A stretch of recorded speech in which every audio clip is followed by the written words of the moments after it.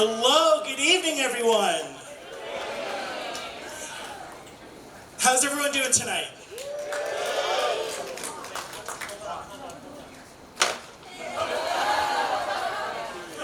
So, thank you all for coming. Thank you all for joining us tonight. I know it is hot out here. May is here. The good news is we are finally past the winter. We are past the winter. The seats that are in front of us have been reserved for our special guests, our VIPs. Many of them are here, some of them are not.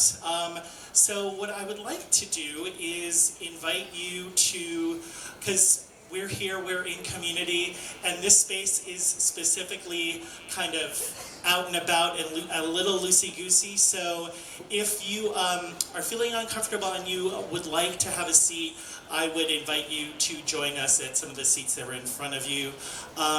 And if you are one of our cabinet members and our commissioners and you haven't grabbed your seat yet, please do so. Because we do want to make sure people are comfortable. So my name is Ben DeGuzman, and I'm proud to serve Mayor Muriel Bowser as the Director for the Mayor's Office on Asian Pacific Islander Affairs. And so on behalf of the Mayor, on behalf of our office, MWAPIA as we like to call it, our acronym, I wanted to welcome you and wish you the happiest Asian American, Native Hawaiian, and Pacific Islander Heritage Month.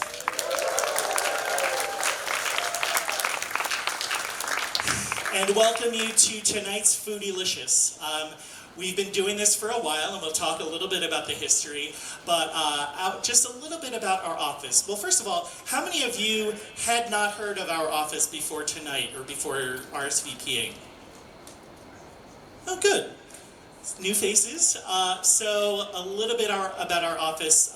Our office will celebrate its 40th anniversary next year. Clap for that. It was founded a year after our Commission on Asian Pacific Islander Community Development was formed. So this year we are celebrating our Commission's 40th anniversary. You can clap for that too, thank you. Our Commission has drawn from the best and brightest of our communities. And as we celebrate their 40th anniversary, I know that a couple of them are here. If you are a current or former commissioner, please raise your hand. Be recognized. Karen and Mo, I see are here. We do have a representative from our counterpart of Maryland. So Christina Poi is here from the Maryland State Asian Pacific American Commission. She's here as well. And there are a lot of VIPs and important folks, and I'm not going to get to mention you all. So, but you being here, you are our VIPs tonight. So everybody is a VIP. And we'll get to you in a moment. But tonight is part of our Asian American, Native Hawaiian, and Pacific Islander Heritage Month programming. I'd like to say that this year might be our most ambitious slate of programming. We started right off the bat on May 1st. We're running through a little tape on May 31st with an Asian Pacific Islander Pride event as we welcome June and LGBTQ Pride Month. But Heritage Month is really about celebrating our communities, being here in community like you are tonight with us. And so we invite you to share this with our friends who couldn't be here tonight using social media. So please use the hashtag DCAANHPI Heritage Month. So it's a long hashtag. We have a long acronym for our community. But food is one of the best ways that we have found to celebrate our heritage and to share it with all of you all. So what makes tonight especially meaningful, and we'll talk a little bit about what's on tap for tonight, is that our chefs come from different parts of Asia and the Pacific to share with you their cuisines. They'll talk to you, they'll talk to us about their cuisine, about having a restaurant and sharing that cuisine here in Washington, D.C. But to help us do that, we actually have a special guest with us. This person is one of the longest serving members of the Mayor's Cabinet. She served in many different capacities throughout the Mayor's 3 terms, including serving as her Chief of Staff, her Chief Technology Officer, and currently serves as the Senior Advisor to the Mayor.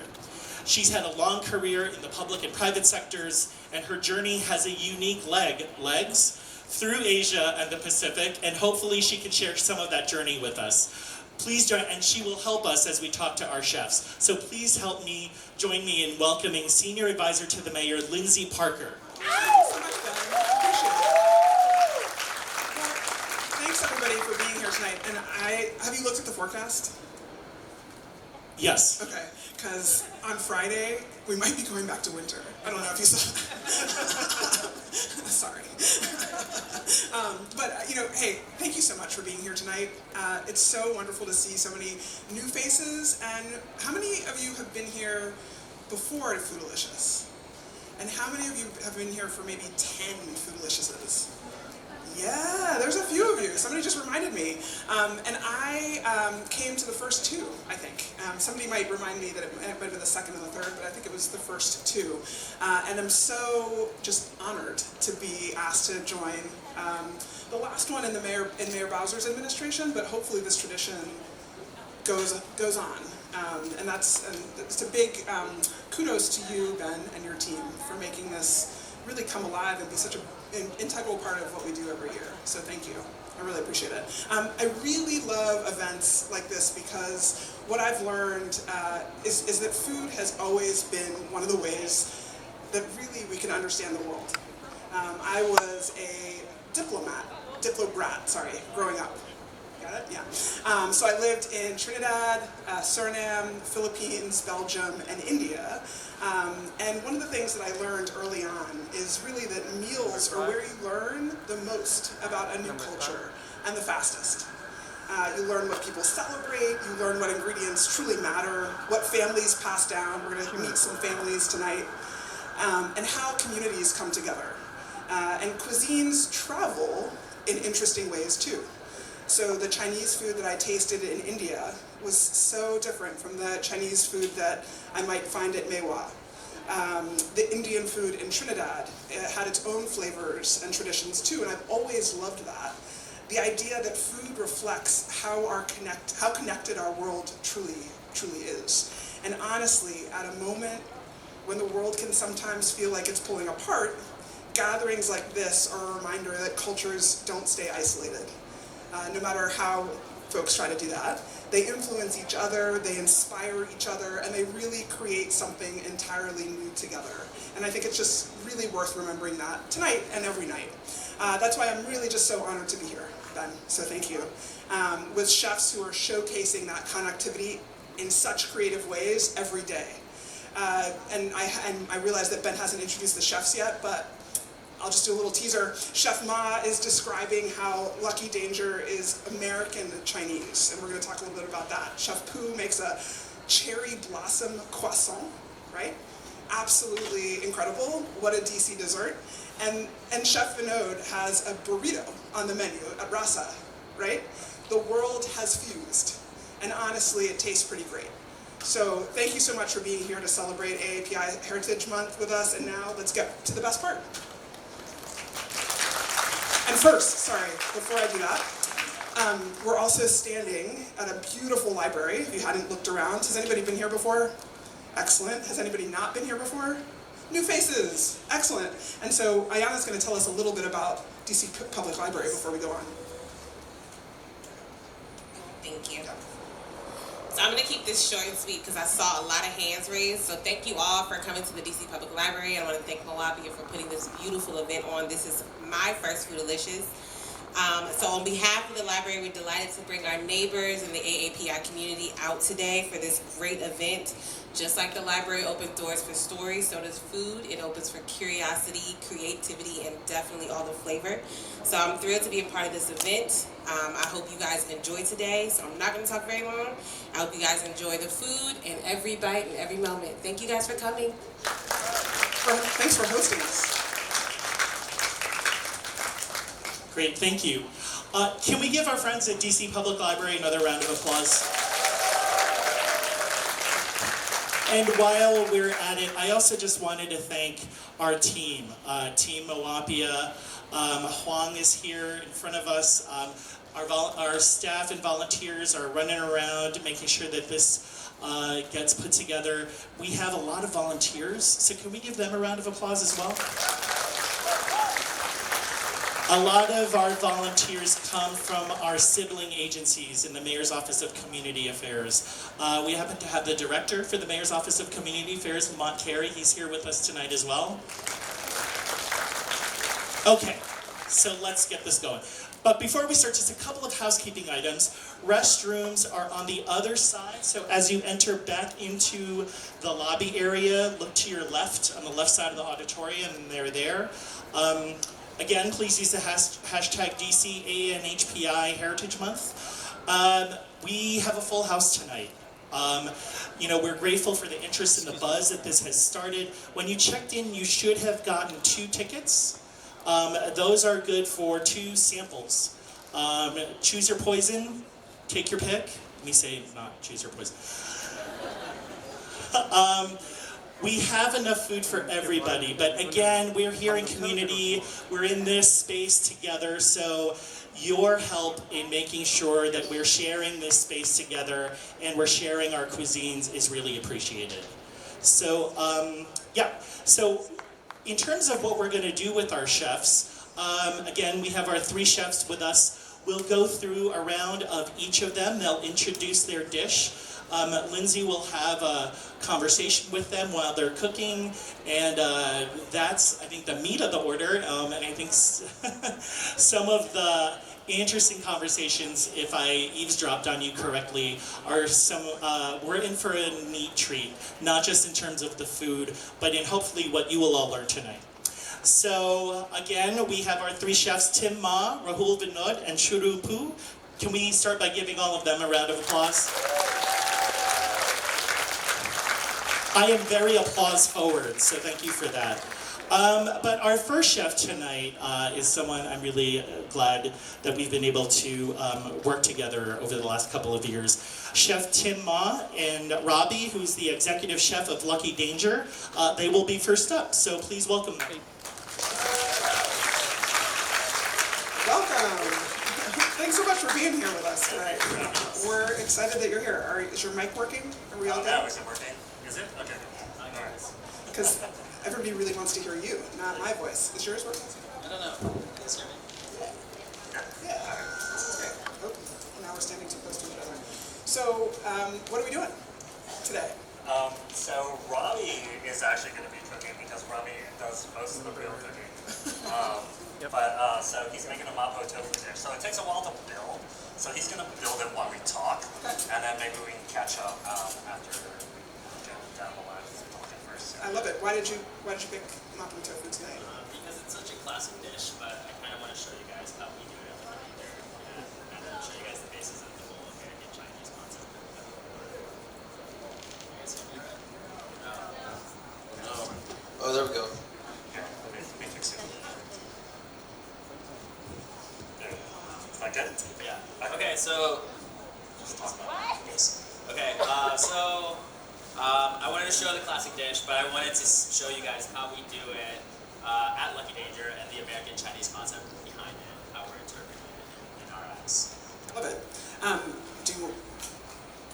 Tell us a little bit about Lucky Danger and how, because actually I was walking over here with a friend and we were naming all of the Tim Ma restaurants that we've been to in our lives, and we don't know if we got them all, but we remember them fondly, and now we're on Lucky Danger. Yeah, So how did we get here? We've opened a good number of restaurants here in the district, but also in Virginia, which is where we started.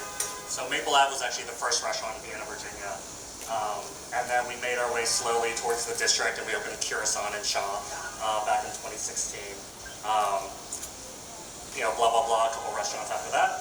And then we got to the pandemic, and we opened Lucky Danger, which was our take on American Chinese takeout. And again, it was during the pandemic, so the only way you can get food was takeout. And the only way you can get food from Lucky Danger was ordering, and we would push the food to you with a broomstick across the table because that's how far we have to be. And that's where we are now. But we have Any Day Now, Sushi Sato, as well as some of the concepts in Johns Hopkins as well. I love it. And so, 내 거였어? do you want to tell us a little bit about Yeah, when we entered? Yeah. Yeah. Okay, so Mapo tofu traditionally is a 근데 잘안 sodium 보여. tofu that's cooked in a spicy 근데 red sauce 옮겨봐. right, with numbing Szechuan peppercorn and a Five. fermented broad beef paste. So in our case here, we're using ground pork, but as you see, we're adding shiitake mushrooms just because we kind of like the umami that brings. So we're kind of build the flavors as we go through this demonstration. You can barely How do you see from define far. umami? So umami for me is just kind of like when it takes over your whole palate, you know. So it's those flavors that you look for. So we look for that a lot at Lucky Danger. So we use a lot of mushrooms, a lot of shoyus, MSG, okay. of course, and stuff like that to infuse our dishes. Okay. What should we know about MSG these days? And MSG is another spice. So, don't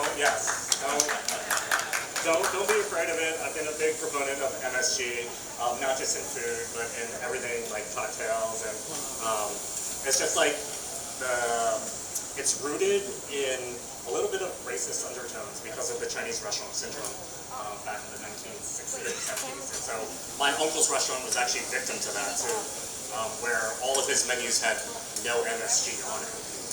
But really, it's just like the abundance of anything will hurt you, right? Like the abundance of salt or sugar. And so just somehow MSG got tied to Chinese restaurants, and there were like people boycotting Chinese restaurants because of that, including my uncle's restaurant. So he had no MSG on his menu. He suggested that I put it on our menu at Lucky Danger. It is not on our menu at Lucky Danger because we actually need a lot of MSG. So the chefs at Lucky Danger, they say it's an acronym for make stuff good. So That's what it is. I mean, I've actually heard people say it creates the umami, in fact. Like Kind of the science behind it is like it makes you salivate, so it like makes you like taste everything more. And that's really, I think, how they describe it. all right, so I didn't ever hear about your uncle having a restaurant before. That is new information to me. So Oh, did yeah. you cook Yeah. So, back then? I did not. My family's and my parents' generation American dream for us as their kids was that we go to American college, right? They were immigrants. A lot of immigrants have the same story where you come to America to chase the American dream. You do what you know that you can do, which was cook. You sell food for money. You put your kids through college, and then your kids become doctor, lawyer, engineer.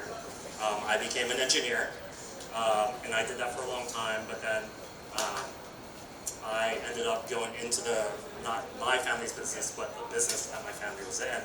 And that's how I got into restaurants. So I actually didn't start restaurants until I was 30 years old, which is, I did engineering for a long time, but my family has an exhibit in the Smithsonian American History Museum with a restaurant work, and so some of our restaurant heirlooms are in that museum, so that is kind of how I ended up in this profession.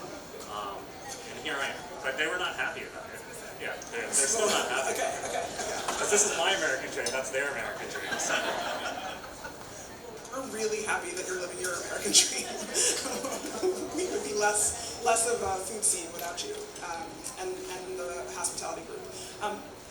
Do you want to catch us up on where you are now? yeah, okay. So another thing that we do that's a bit unusual is we add rice cakes to our mapo tofu. So you have the shiitake, the rice cakes, and we also like to finish it with a little bit of black vinegar. Just kind of adds that richness and that spiciness. So everything's just bubbling away. We kind of stew it, so we kind of let it develop that flavor. It has MSG, it has sugar, and it has salt because we use that a lot in Chinese cooking. And then right at the end, we just add the tofu. Tell me a little bit about why the rice cakes. So for us, it's a way to like incorporate like a chewy texture to the dish, and just we like to play with different textures as you know. So we take something foundational and we add those different textures. So you get the umami from the mushrooms, and you get the chewy, and then we usually finish it off with something crunchy like crispy onion or garlic. And what would your uncle think about this dish? My uncle hasn't, and my parents haven't really eaten this food. So To be honest, they only ate at like one or two of my restaurants out of like 15 to 16 now. But you know, they're old Chinese people, right? So like, coming to DC from Virginia is a whole different thing. So it's maybe not so much about the food, but actually, that's a lie. My dad comes to DC every Wednesday, because in the back of Lucky Danger we have a mahjong room. And so he is the resident mahjong teacher. So every Wednesday he comes into DC, reluctantly. He brings his own food because, I mean, everyone knows the Chinese people. So he brings his own food. He eats the sandwich in the corner, and then at 5:30 he walks in and he starts teaching mahjong. And he's been sold out ever since we've opened. Amazing. Can we do a quick plug for the mahjong that happens here at the library every Tuesday? That's still happening, right? Monday and oh, that's right. Yeah, they added. How many folks here play mahjong here at MLK? Nice. It is packed. It's a party. Mahjong is having a moment, but we were doing it before it was cool. I think I'm gonna go try to learn from Chef Ma's dad, though.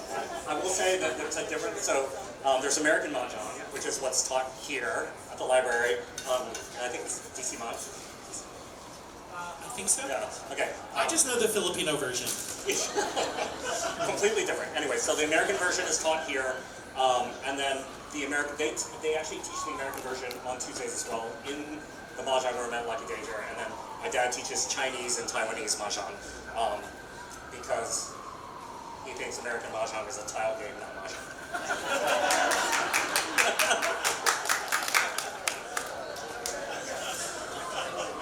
Apparently, I just came up here to a private podcast.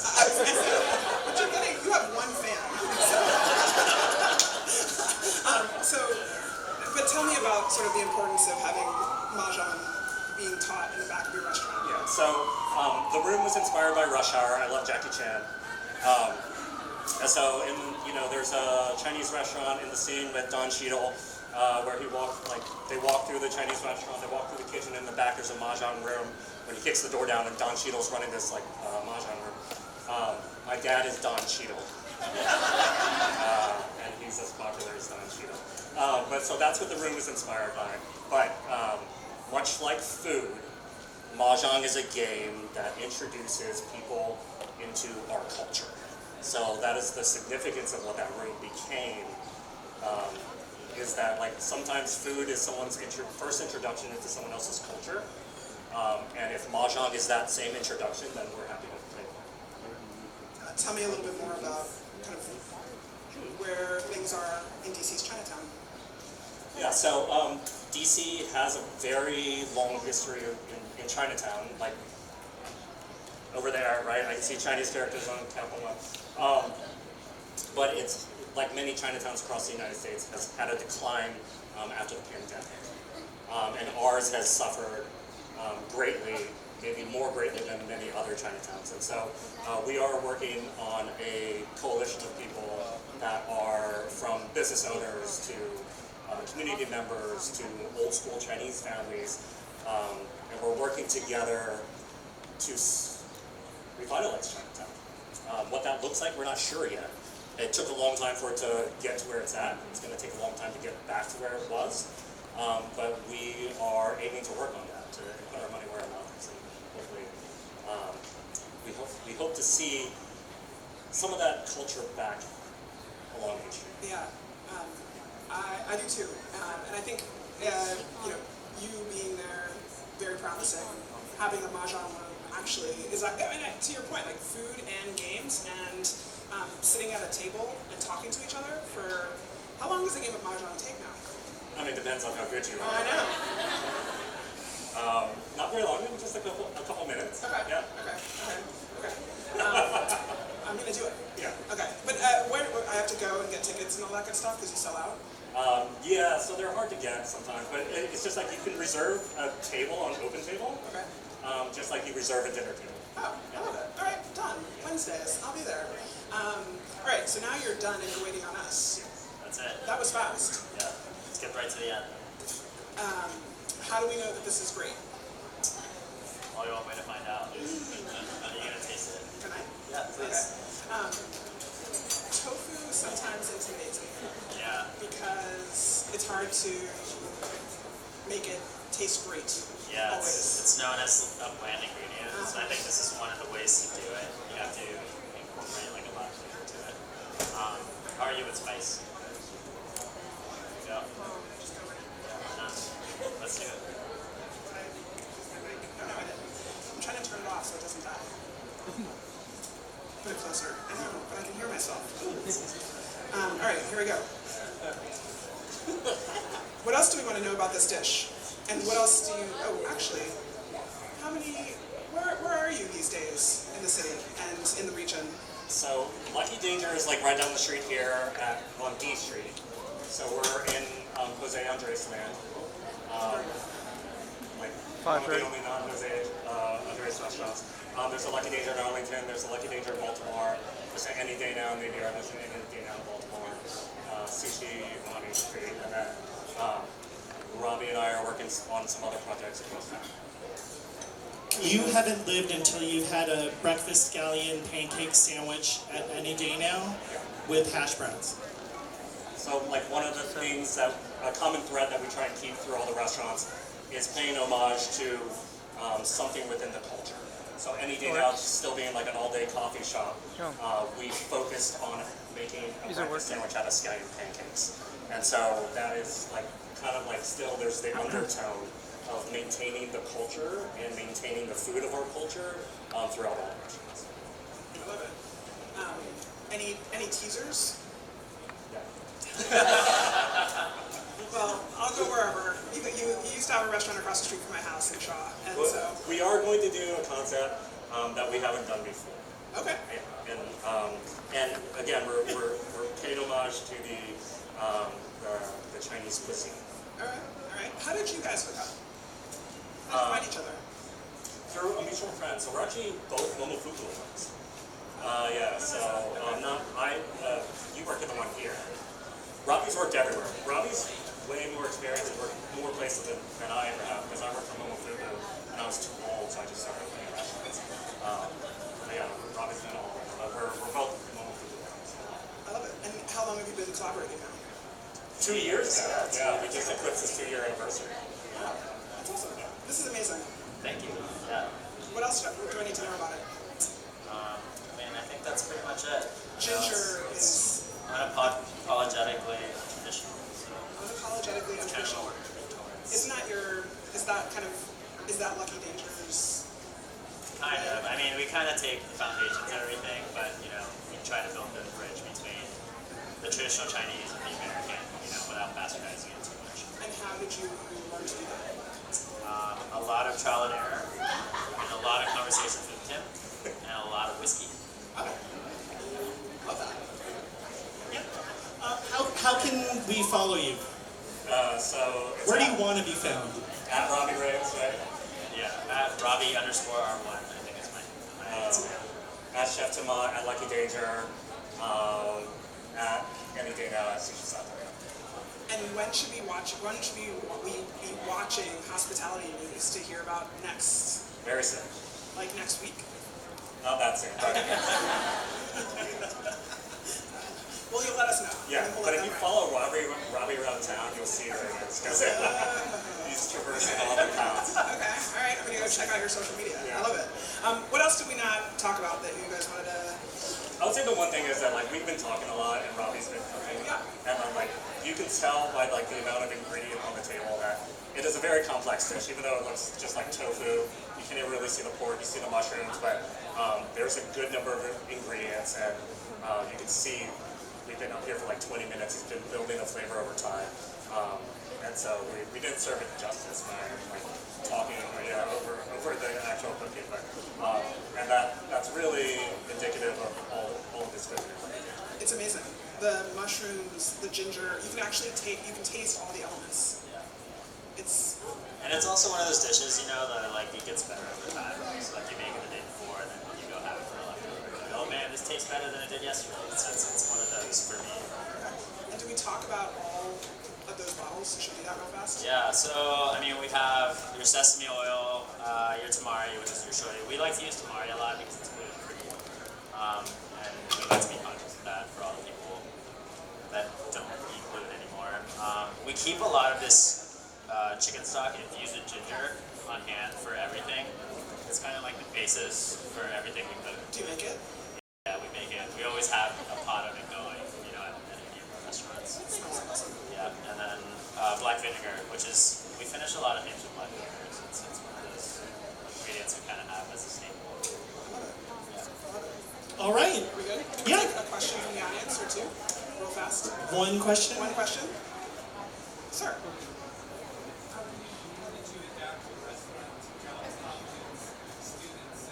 Ooh, the question is, how did you adapt your restaurant, because there's a restaurant in the Johns Hopkins Student Center, to students and their palates? Yeah, and so, interests? yeah, that's a good question. Lucky Danger started that way, right? So it was a takeout. So it naturally propagated like that in different areas. It was only when we were like, we need to do like a flagship where we can like, you know, American Chinese food is American Chinese food. Everybody wants it fast, cheap, and like a big, large portion. Whereas like some of the nuances of the cuisine is what we want to show off here, and that's what happens down the street here.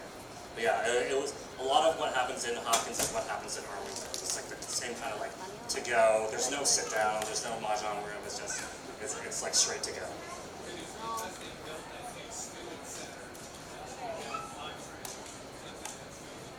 The funny story is that I went to Johns Hopkins, so I graduated with Johns Hopkins. So there's not too many chefs that end up like graduating Johns Hopkins and not doing Johns Hopkins stuff. Like, they don't do this stuff; they do that stuff. So it was pretty easy to find me, and that's how I ended up there. Awesome. Well, thank you both so much Thank for you for being having here us. and for sticking it out in DC. We really, really appreciate it, and helping bring back Chinatown. And so we're going to be watching and helping. Yeah? Thanks, everybody. Thank you.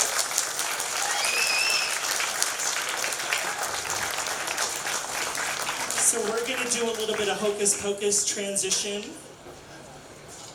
Oh, I got that one. And again, thank you so much, Tim. Tim has so much going on. If you have not been to any of their properties, Sushi Sato, I feel like we haven't given enough love to that. In the H Street corridor, that is actually kind of a burgeoning Asian restaurant district. So I was just there. On Sunday, they had Makedo. How many folks have been to Makedo? Woo.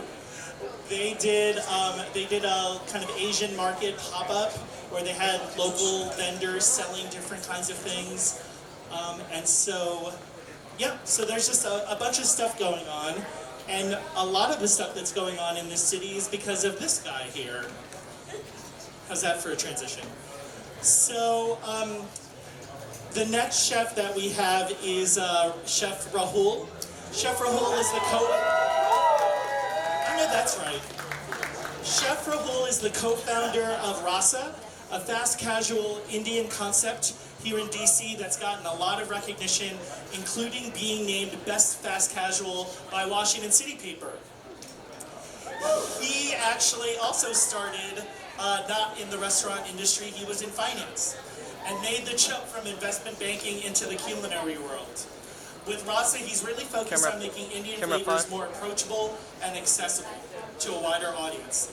And tonight, he'll be sharing a little bit about that through his demo. Currently, Rasa has 2 locations, one not too far from here, 5th and K, and the other one in Navy Yard. So, how many people here have been to Rasa? Let's have some fans back there. How about the one here on 5th and K? And the one in Navy Yard? Nice. So our commission has done, we have a South Asian subcommittee for our commission, and they did a kickoff last year at the Navy Yard Rasa. So I want to give a shout out to Mo, who's here from our commission. You ready? Most. Okay.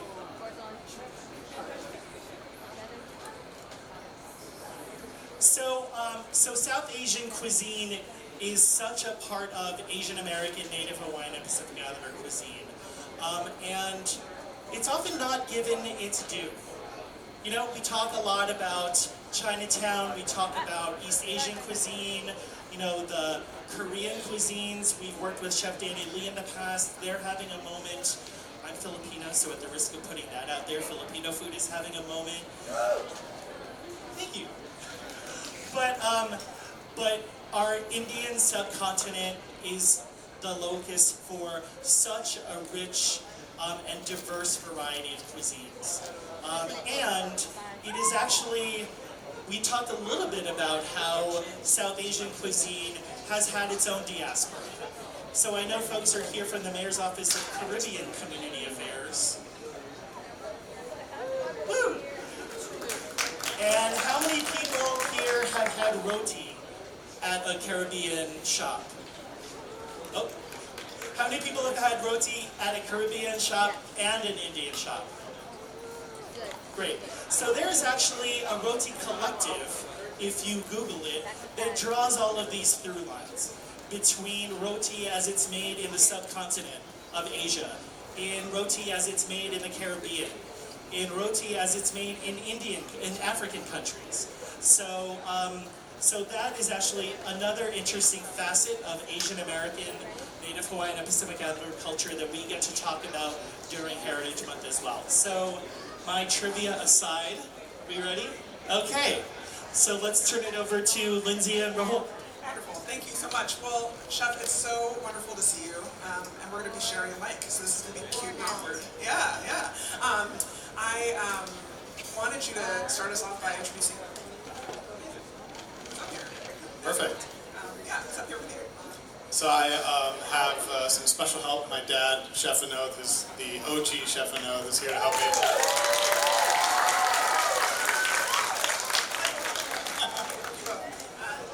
Is this working?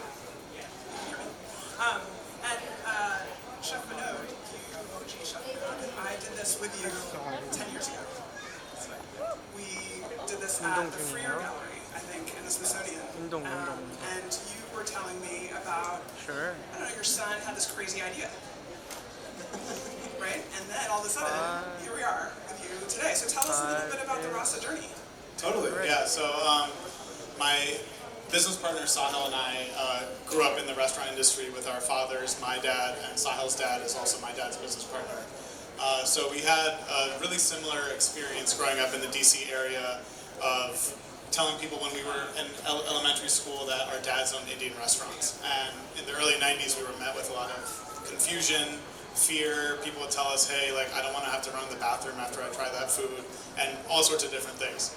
And we would drag those friends to our father's restaurants, Bombay Bistro, Indique Heights, and they would try the food, and almost every time they would leave evangelized for that experience. I love it.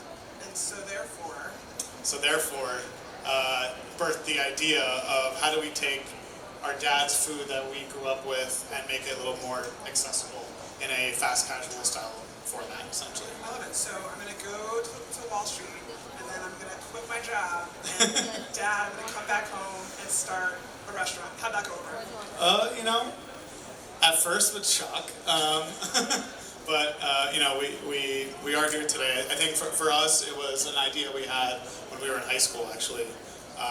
You know, we used to have so many experiences introducing our friends to the culture by way of the food, kind of like what Tim was talking about as well.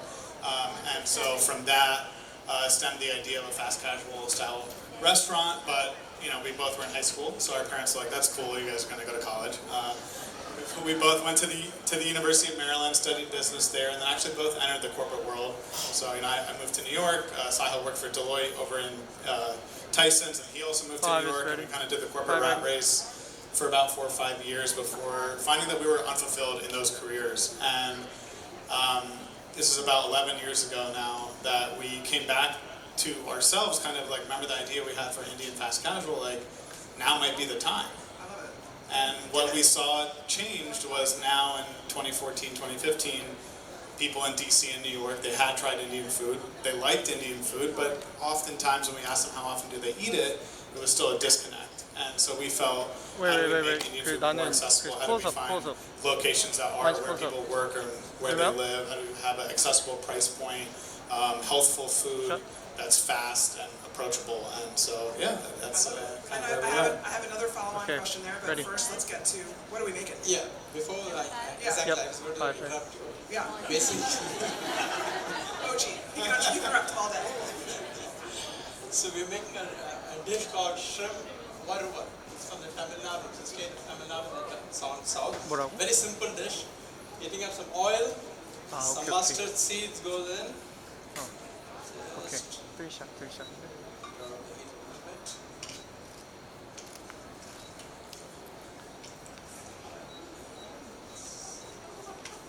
So we're just waiting for the mustard seed to pop. We're going to add followed by some curry leaves as soon as this pops. I'm the old school, we've never used this fancy gadgets like this. And we have charcoal and kerosene. Okay, here goes curry leaves. Then we're going to put some chopped garlic, That's good. That's followed good. by some chopped ginger. So in this case, we are making this with shrimp. You can make it without shrimp. You can add paneer. You can add any vegetable of your choice. So next goes in some chopped shallots. And Chef, you grew up in Kerala, not Tamil Nadu. So how did you figure this one out? I actually did my schooling in Bangalore. I studied in a military school. My dad is in the army. So I would come home on vacations and my sister, I had 3 sisters and mom, they would pamper me. I just did not enter the kitchen at all. So, Quite typical. so it was accidentally, what happened was we joined the Institute of Hotel Management where cooking was one of the main subjects. And they would give us a recipe, they gave me a dish for a lamb nilgiri korma. I had no clue what it was. So I was fooling around. When I came back, my dish was nice and thick. So the chef instructor called the whole class and said, "Look at Vinod's dish." So I put up my mouth. So it was only from then onwards, that I started taking interest in cooking, and I had to prove that I'm really good at cooking. So that's the story how I got into it. I love it.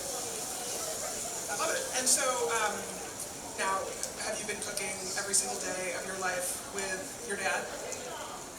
Honestly, no.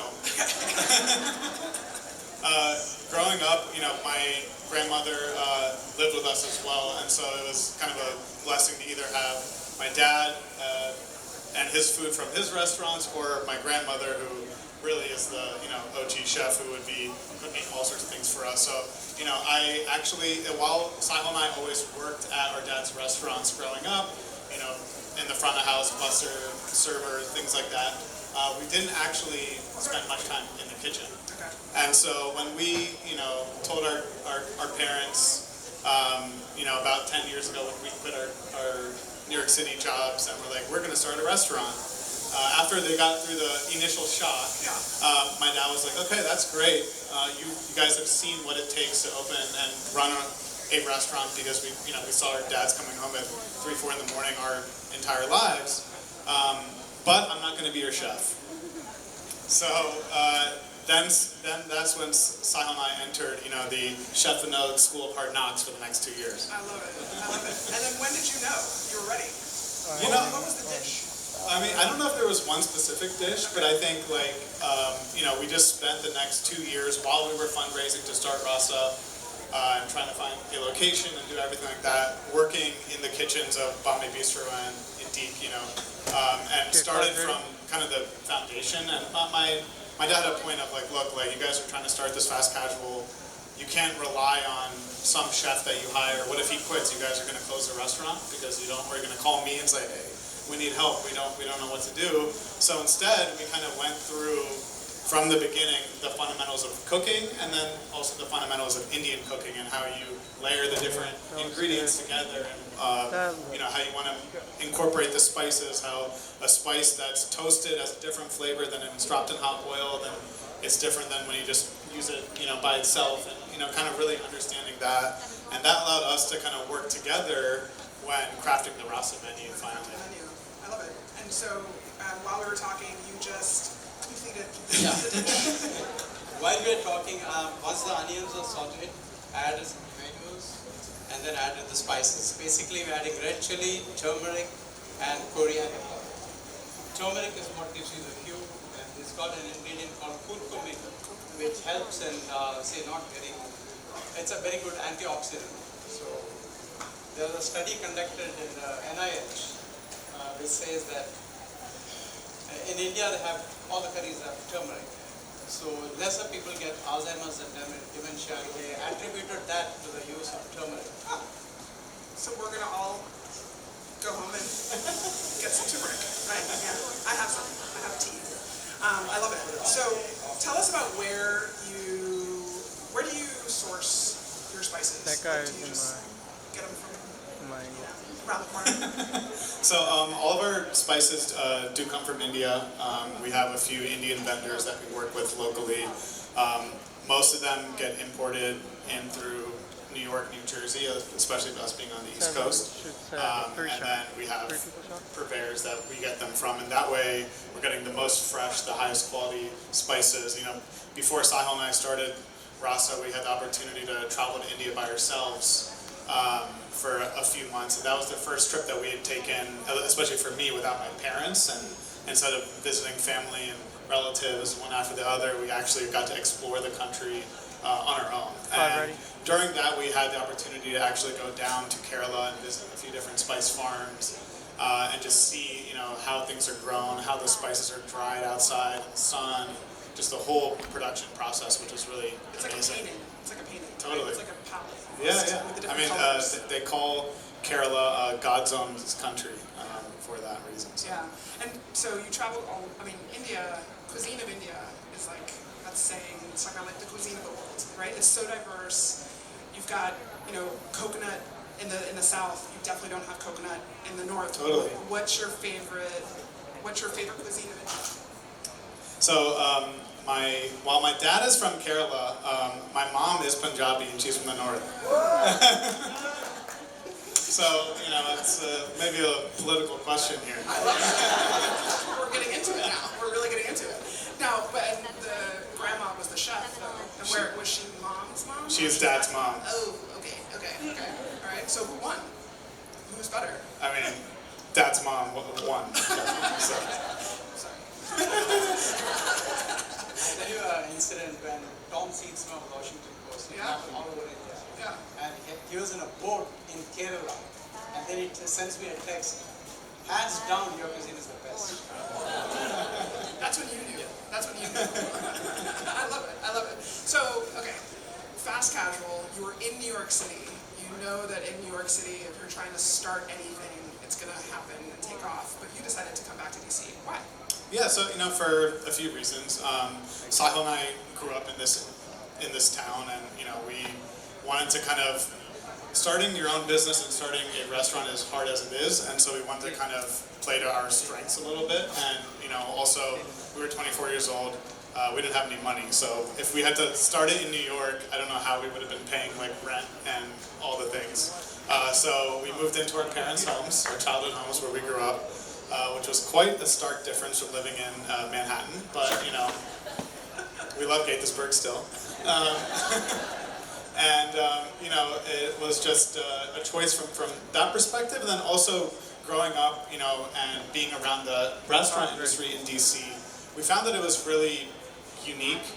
Unlike some other cities around the country, DC's restaurant community really gathers together and uplifts each other.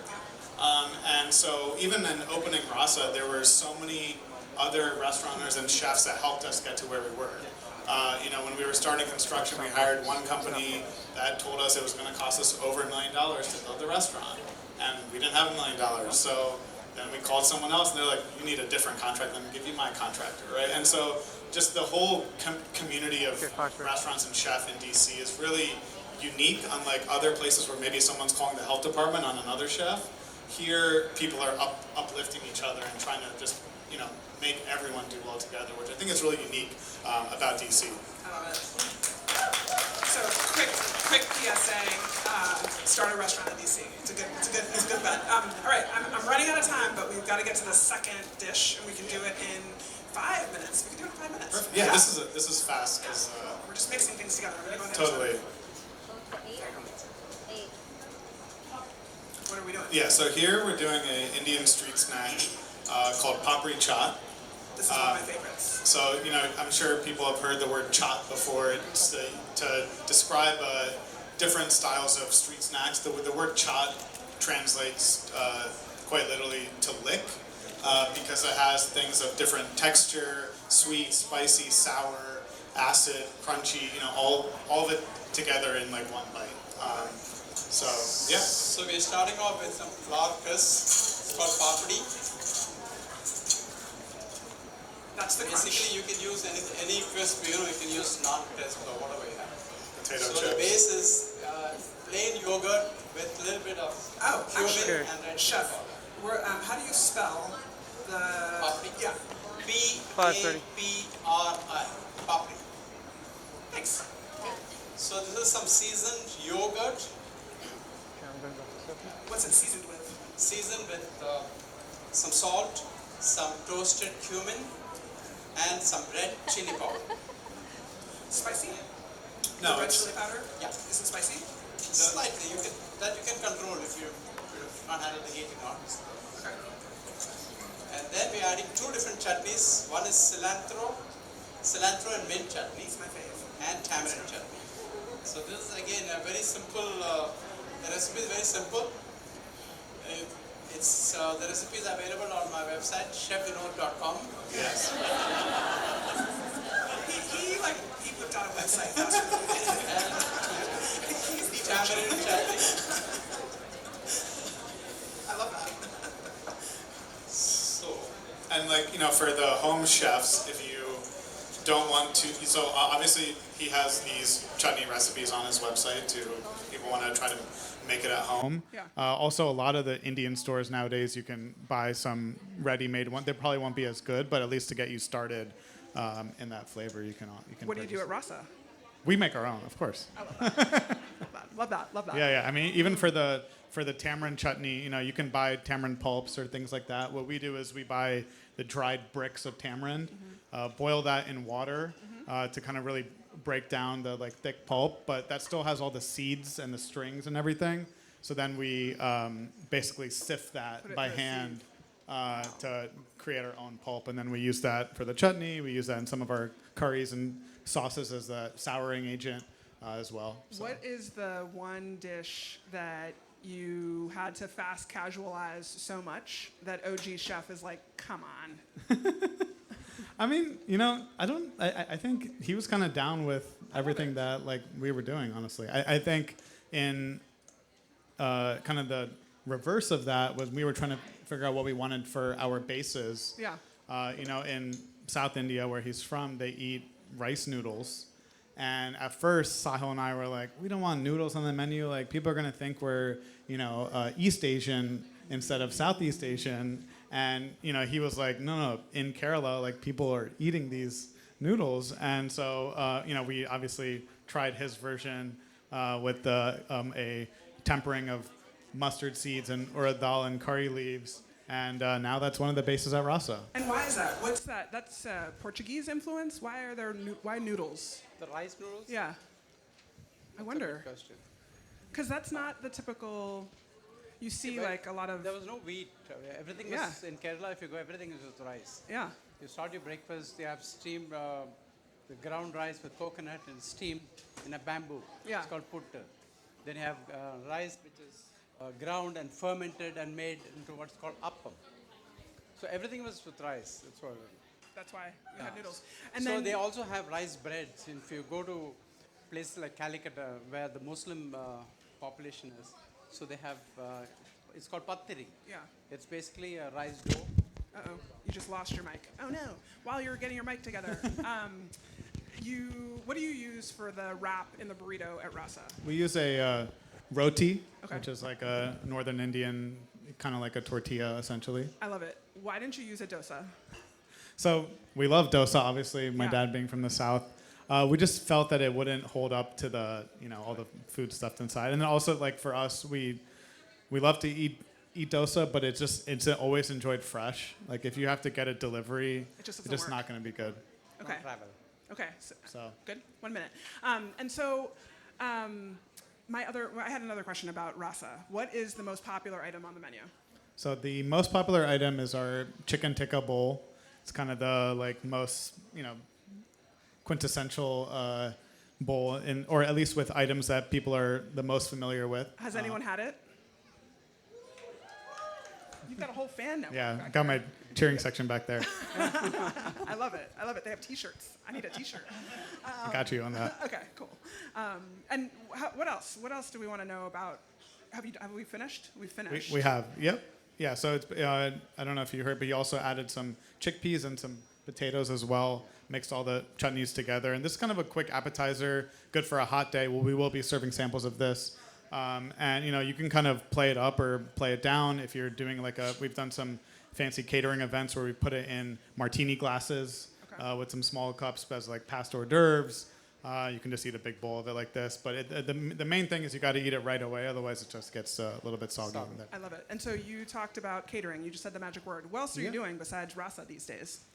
I mean, I am fully all day rasa, but we do a lot of catering. We do a lot of off-site events that we started two years ago after the pandemic. So we are popping up in a number of different government buildings, from the FDA, the IRS, Census Bureau, where we come in to their cafeteria and take over one of the stations. I love it. How do we get in on that?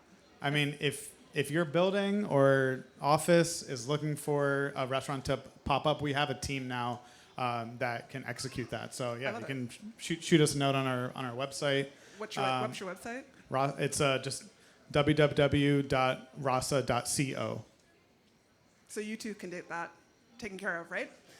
What do we think? Anything else that we forgot to talk about? Oh, your mic. You need a mic. So you you fed our government office last Thursday. How many people here from MoCo had rasa last Thursday?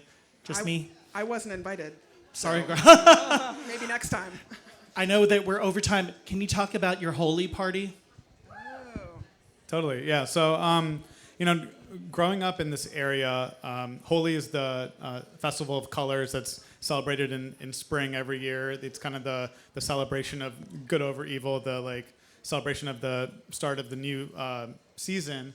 And there are a number of Holi parties that are in the suburbs in Maryland or Virginia, often happening in the summertime when the weather's a little bit warmer. And so 4 years ago, we partnered with our friends at Union Market to host the first ever DC Holi. We held it in the front of the market. We weren't really sure how many people were going to turn out, and a few hundred people came out on a Monday night. And it's now since grown, where we now hold it in the back of the new plaza behind Union Market. We have a number of partners like Uber Eats and some other South Asian vendors as well. Malai Ice Cream, Chai Pani was part of it this year as well. And we have well over 2,000 people. And I think what makes it unique too is that it's completely free. I love it. And so it's really fun to see the mix of cultures and people there. Celebrating people of all different races, all different ages, kids, families, throwing color. We have a DJ, and then all the food vendors sell some food as well. When? It just passed in March, so stay tuned for next March. Who's coming in March? I'm gonna be there. I'll be there. I love it. Thank you so much. Thank you. I was gonna say, this was excellent. Talk about generations coming together to make great food. Thank you. Really Thank you. appreciate Thank it. you so much. Thank you, Lindsay. So good to see you. So good to see you. Thank you. So we're going to do a little switcheroo. Yeah, so Rasa came to our government office building at 899 North Capitol Street, which is where we'll have our last Heritage Month event. This is the plug portion of tonight's program. If you, at our registration desk, you saw a QR code and you saw the calendar of events. I made reference to it before. Our last event will be May 31st. Again, it's an API Pride event that's part of the Capital Pride Alliance slate of programming there. It's a writing workshop, so we invite you to join us. We can show you the place where Rasa sold their food. But so we're getting ready to transition now. And so I first saw Chef Shuru at the Sakura Matsuri. How many people here have been to the Sakura Matsuri? So that is the street festival that takes place as part of the National Cherry Blossom Festival. We in the city are very familiar with the Cherry Blossom Festival. We're proud to host the largest cherry blossom festival of its kind, I think, in the country. I think the street festival, our Sakura Matsuri, is larger than any other street festival of its kind in the country. So, but that's where I first saw her. As a Chinese American baker, this year it's been a really interesting transition. Seeing, because we usually for our office we start strong on January 1st with the Mayor's 5K Fresh Start. Then we head into MLK Day, but then that takes us into Lunar New Year. So how many people here have been to our Lunar New Year, our Chinatown Lunar New Year parade? So from there we go to the Cherry Blossom Festival, and by that time it's April, and we're planning for May, and then June is Pride, and then all the things. So if we're ready now, so our next and our final chef tonight is Chef Shuru Pu. Can we give her a round of applause? So Chef Shuru, we also call her Annie sometimes, if you Google her, is a Chinese-born baker whose work blends French pastry technique with Chinese flavors and other Asian flavors. She trained in Paris and later worked at Mason Kaiser in New York, really building a strong foundation in classic French baking. During the pandemic, she and her husband, who's here tonight as well, started selling Asian-inspired pastries at local markets, which eventually led to their bakery here in the DMV. Her work really brings together different cultures and memories through food, and tonight she'll be talking us through that in her demo. Chef Shuru? Can everybody hear you? No. Okay. There we go. Yeah, We're gonna it's use- such an honor to be here, and I already see a lot of people who had tried our stuff before at the farmer market, and yeah, so today I'm bringing a lot of popular flavor pastries, including the milk bread, the croissant, the fruit Danish, and also the cute mooncake box. They're really cute if you can't see them so far Yeah, away. so they all handmade. We make our dough from house, and then we invented all the different cute flavors, seasonal flavor, and they come with cute shape as well. So, yeah, I hope to bring the joy and all the happenings through the pastry to all the guests today. I love it. Tonight.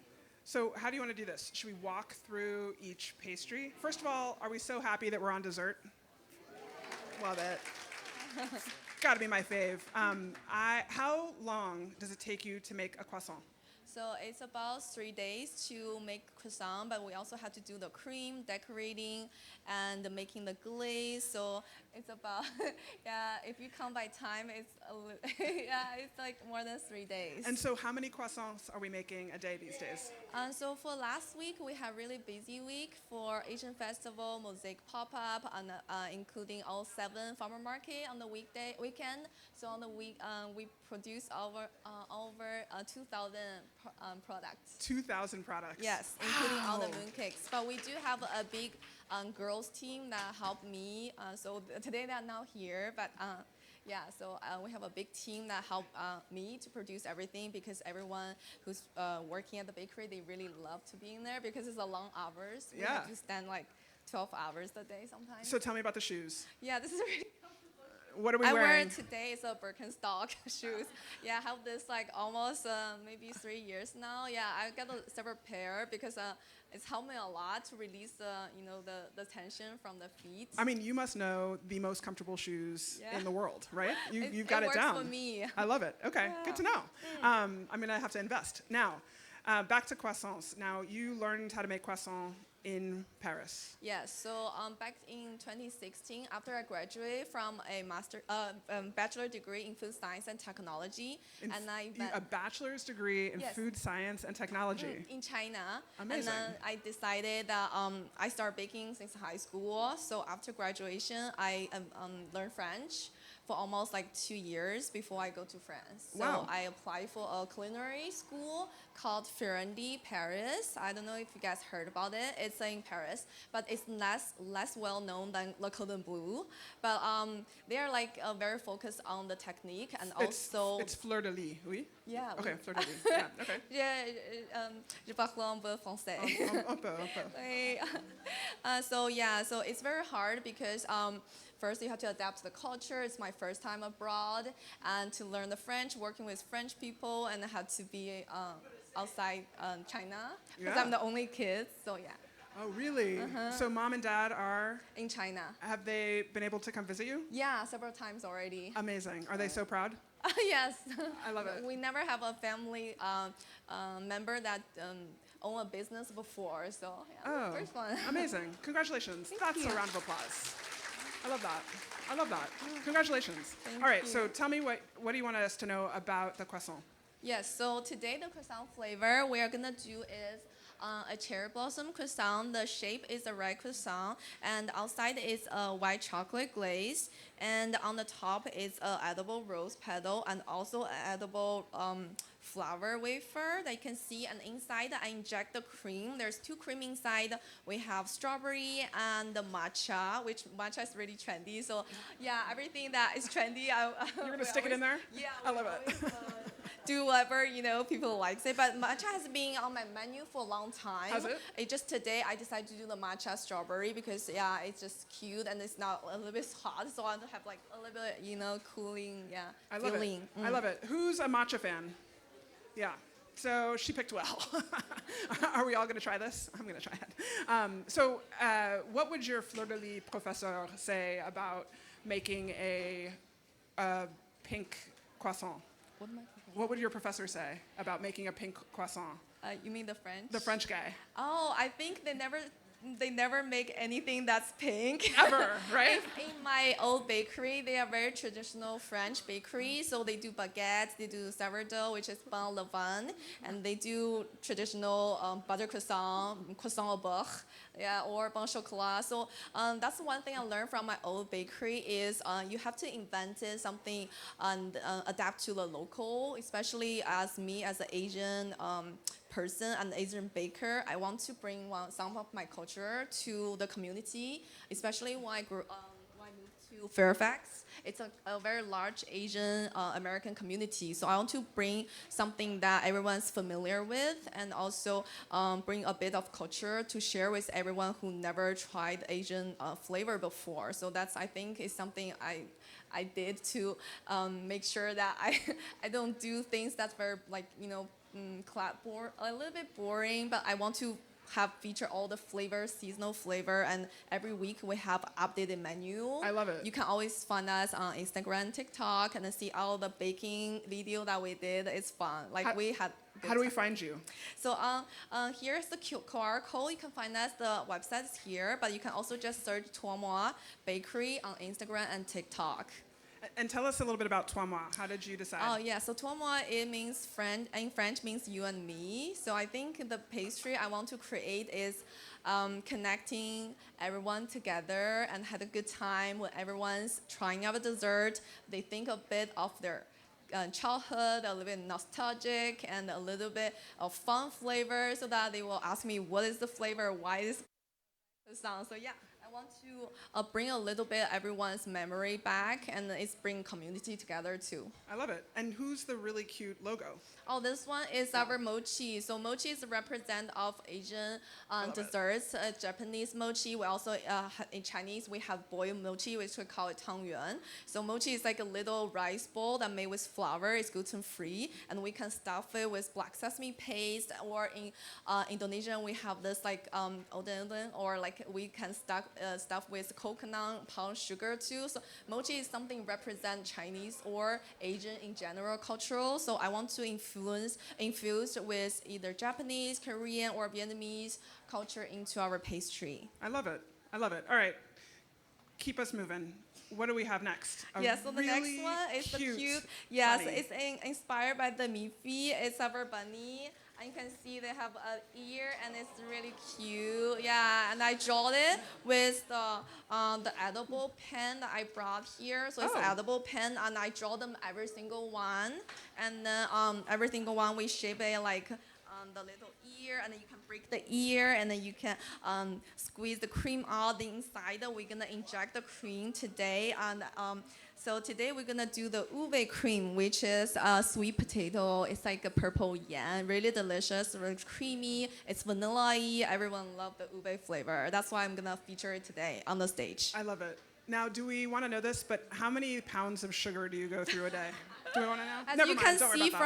Don't worry about from it. my shape, I think as long as you don't eat it with modification. Modification, yeah, Yes. yeah. So dessert can bring you happiness and it can release your stress, and as long, yeah, and that can make you happy at the end of the day as long as you eat it with limits. I love it. I love it. I haven't learned Our- that. I haven't learned that as well. But I love your joy. Our pastry actually is not heavily on the sugar. If you taste us before, we always try to bring the sugar level to minimum. So sometimes people do complain that our pastry is not sweet enough. Interesting. Yeah. So I try to make it more fruity so that I can balance the sweetness. But in our croissant, it's really not a lot of sugar Not sweet. inside. Yeah. It's more butter. Yeah. Yeah. It's a budget to make it more airy and has a honeycomb texture that's more airy and lighter. How many folds in your croissant? Yeah, so every folds I do it for single folds for 3 folds, which is three, multiple 3, and multiple 3. Wow.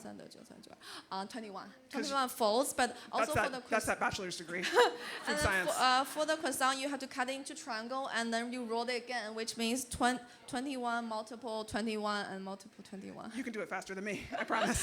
Yeah, so it's like almost like 200 layers. Layers of butter. Yes, and the butter and the air. So it's all the time that we put into the croissant. Every bite is it's a time and effort. We put inside of the pastry. You can get some fake croissants out there. I You really know. can. This Yeah, is not a fake once croissant. you try our croissant, you'll never go back to Costco croissant. She said it. She thought that. We still love Costco. So, do you want to show us what we do with the, or do you want to just walk us through more? Do you want to walk us through more? Oh yeah, so we also have the mooncake. I'm gonna show just a few flavor that we feature. So today we got this strawberry one, the strawberry cheesecake flavor. We use a real strawberry puree. We puree them and then incorporate into a mooncake, made it into a custard. We also have the Hello Kitty one. The My Hello Kitty- fave. That's my we fave. made a little ball, or like a little red ball, all by hands. It's a little bit time consuming, but I think it's so worth it because long? everyone loves to see Hello Kitty. Everyone's like Hello Kitty fan, no matter how old you are. I had a 3-year-old party that was all Hello Kitty themed, so I love Hello Kitty. But now, tell me more about Hello Kitty. How long did that take to make? Yeah, so the dough, it's like a cookie dough, so it's a shortbread texture. But for the custard, we have to blend the strawberry. We have to stir the custard. I was joking with my parents. We really need a mooncake machine to make the custard because every week we produce over sometimes 1,000 mooncakes by hands. It's a Wow. lot of labor. Yeah. Yeah, very labor intense. And we also do have a little bunny-shaped mooncake. It's our Chinese tea flavor. It's called oolong tea custard. Yum. And then the last one, but not the least, we have the taro ube flavor mooncake. When we use a real taro, which is like a root vegetable, and we steam it and we blend it with ube custard, so you can really taste the ube flavor, not just the fake ube. Right. Like Ube powder or something Yeah, like like that. the some people use? extract. Yeah. Oh, neat. What you just came up with something, a really cool idea. So the next time we see you, you're gonna have a mooncake machine. Do you think, based on that? So we are talking to a Chinese manufacturer. They are working on it to get knew it it. shipped to I overseas. knew it. I love it. You're gonna. So when do we think we're expecting the first version? I think sooner better. I think this year. That's awesome. That's awesome. To All right. free my labor to do more. To you do know? more. Yeah. I know. I love it. So and then we've got one more dessert on the table, or pastry. This one, it means a lot. I think this is the first pastry I ever made it since I started Fairfax City Farmer Market. It's a lychee raspberry Danish with matcha custard and then fresh lychee and the raspberry and decorate with a little bit dry flour. So this pastry is like croissant at the bottom, and then we bake with the custard, and then we decorate with fresh fruit. It's one of my favorite because I really like lychee. It's like an Asian strawberry flavor, not too sweet. Although it's not in season right now, but I try to do it when it's almost season, like the summertime. We eat a lot of this fruit. It's really juicy when it's in season. It's So my I also favorite. brought this one It's my too. favorite. How many of you have tried lychee? Okay, well, that's not Yeah, that lychee is very cool common anymore. flavor Everybody- for bubble everybody- tea. You have all the flavors that everybody likes right here. I try to cater to everyone. I love it. I love it. Now, are you going to show us something?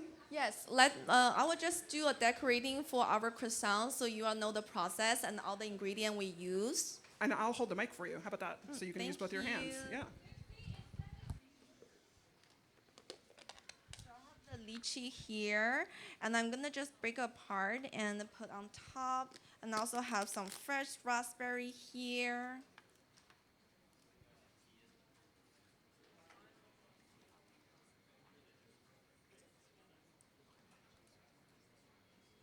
I'm just doing the finishing touch. I hope I can show you guys more of how we bake, but you can find those videos that I upload on Instagram and TikTok. We also do a lot of fun baking videos that we interact with our audience online. I love it. Where can we find those? On Instagram.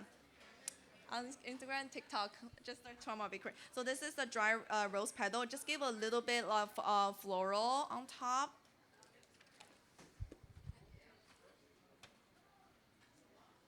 So voila, you got it. It's a lychee raspberry Danish.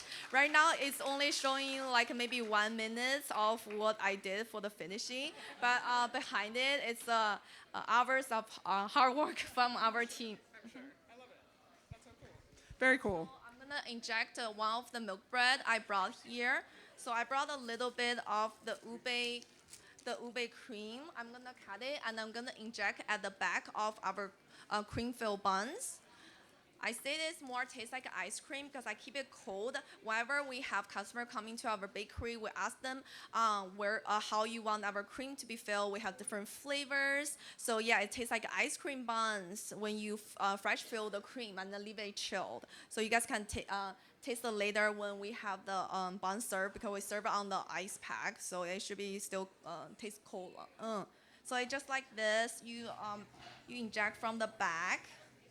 And like this, it's gonna be like a lot of cream. It's kind of like a cream puff. You put in that entire... Yeah, it has a little bit already, but I just put more. So hopefully you guys enjoy today the pastry that we brought. And please give us a follow on Instagram and TikTok. Wow. Thank you guys so much. Thank you. I love it. How many of you have gone to a farmer's market where you've seen a bag like this? Yeah, that's why, okay, you have a fan club too. I love it. Thank you for everyone's support over the years. Yeah. It's been 5 years, amazing 5 years, and we are working on our new project to open a real storefront. So please stay tuned, everyone, for the exciting news to drop. We've never been to Eastern Market, but we would love to connect with the local farmer market. Yeah, so everyone who, if you want us to be in the different area, please let us know. So we'll try our best to fit into our schedule to do a drop-in or just pop up at the market in your area. I happen to work for a mayor of Washington, D.C. How many farmers markets in D.C.? So we did Union Market, DuPont Market. We also do Cleveland Park. Right now it's 3. It's 3. Mm-hmm. Let's go. I'm gonna go. And I hope to meet more audience in DC because it's it's very like multicultural. Everyone has different background. Everyone has been traveled to China or into Asia. So we have a lot in common. I really wish that everyone got the chance to try our pastry that with Asian flavor that bring back the memory. I'm ready to go, right? Thank you so much. Thank you. I really appreciate it. Thank you, Chef Shuru. So we're getting to the part where everyone's been waiting for. I do want to ask for your indulgence and your patience. I'll describe how we're going to set up. But first of all, can we give all three of our chefs a round of applause?